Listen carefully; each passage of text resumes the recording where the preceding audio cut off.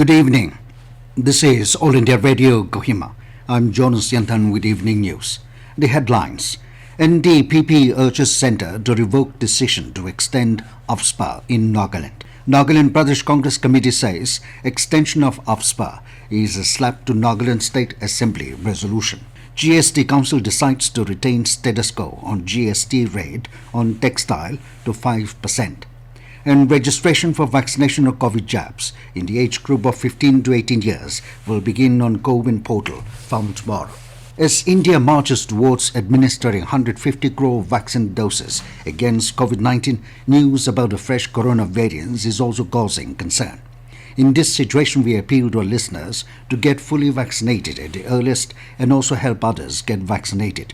Please follow these 3 simple steps. Wear a face mask, maintain 6 feet for social distancing, focus on hand and face hygiene.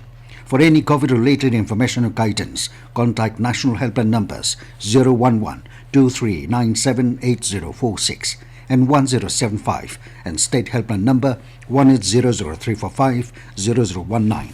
And now the news in detail. Nationalist Democratic Progressive Party (NDPP) today said it is extremely shocked and anguished at the centre's decision declaring the whole of Nagaland as a disturbed area with the extension of the Armed Forces Special Powers Act (AFSPA) to the entire state for 6 more months.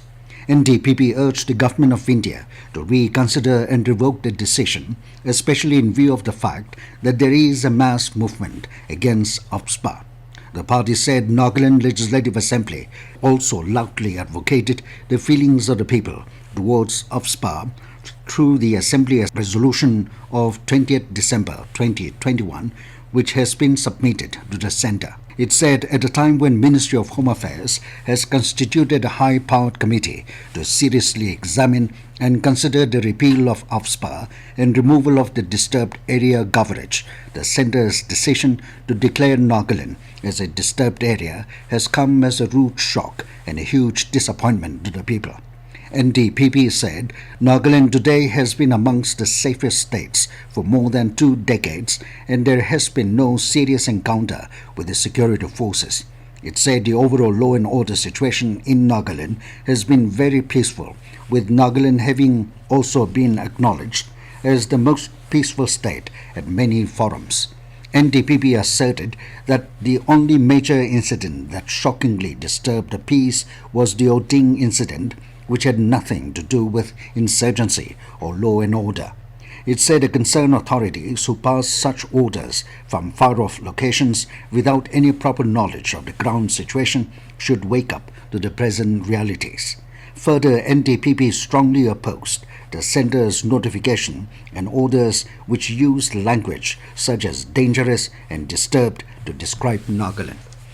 Nagaland Pradesh Congress Committee (NPCC) today said the extension order of AFSPA in Nagaland is nullified. NPCC President K. Terrier in a release said the extension of AFSPA is a slap to Nagaland State Assembly resolution Oding massacre and the people of Nagaland across the world. Terrier said there is complete distrust over the BJP alliance government in Nagaland. He said the meeting decisions of Chief Minister, Deputy Chief Minister and leader of NPF Legislative Party with the Union Home Minister was announced with much fanfare, giving hope of withdrawal of AFSPA. However, it turned out to be a bluff. The NPCC president said Centre's justification of extension of AFSPA is in contrast to the ceasefire.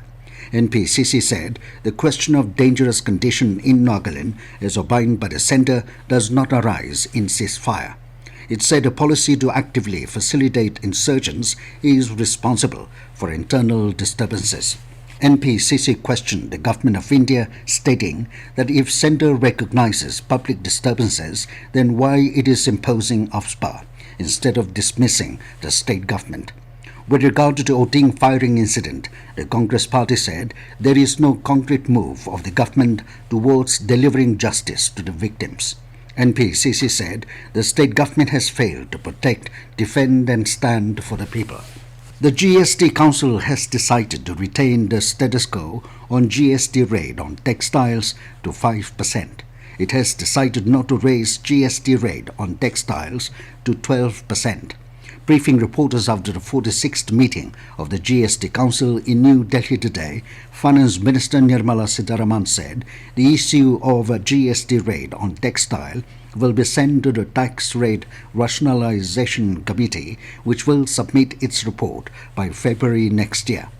Several state governments have pressed for the continuation of the GST compensation for another 5-year period in view of the financial stress created by the COVID-19 pandemic outbreak. This news comes to you from All India Radio, Kohima. You can also listen to this news bulletin on our YouTube channel, AIR News Kohima. Registration for vaccination of COVID jabs in the age group of 15 to 18 years will begin on Go-Win portal from tomorrow.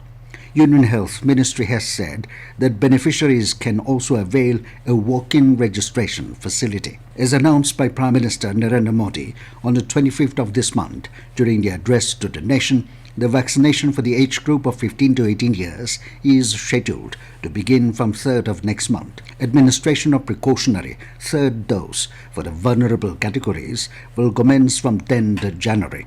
Co-Win platform chief Dr. R.S. Sharma said the first precautionary dose of the COVID vaccine will be given to those above 60 years of age who received their second dose of the vaccine 9 months before registering for the third.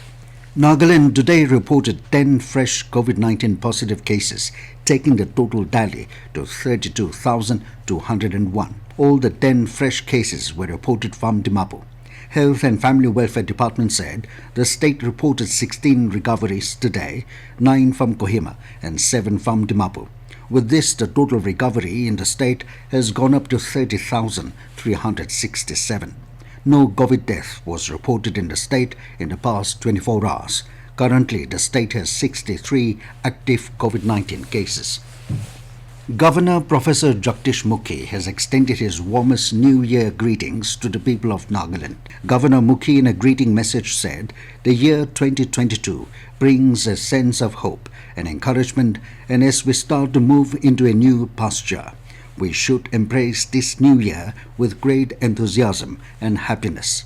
While wishing all a safe and prosperous new year, the governor also prayed for God's blessing on the people with peace, prosperity and goodness.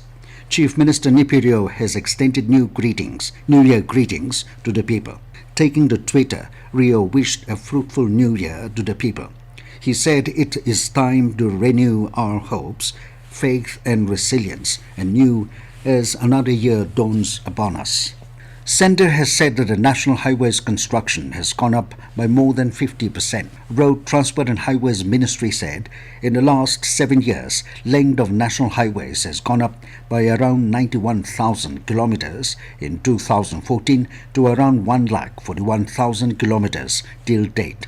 The ministry said it has carried forward its mission to build good quality of national highways during the year. The ministry said the year 2021 was significant for the ministry as it not only continued with the good work done previously, but also initiated certain measures which will have far-reaching impact on the life of the citizens. Information and Broadcasting Ministry has said that more than 185 YouTube channels of All India Radio and Doordarshan with audience spanning across more than 190 countries have together registered more than a billion views this year. The ministry said the watch time for the entire duration of 2021 sums up to a stupendous figure of 94 million hours. Prasar Paradis app News on Air clocked a listenership of over 214 million this year. The popularity of this app has increased to more than 190 countries and 790 cities across the globe. And now 20 news, here are the main points again. NDPP urges Centre to revoke decision to extend AFSPA in Nagaland. Nagaland Pradesh Congress Committee says extension of AFSPA is a slap to Nagaland State Assembly resolution. GST Council decides to retain status quo on GST rate on textile to 5%. And registration for vaccination of COVID jabs in the age group of 15 to 18 years will begin on Go-Win portal from tomorrow. That is all we have in this evening news bulletin. Good night.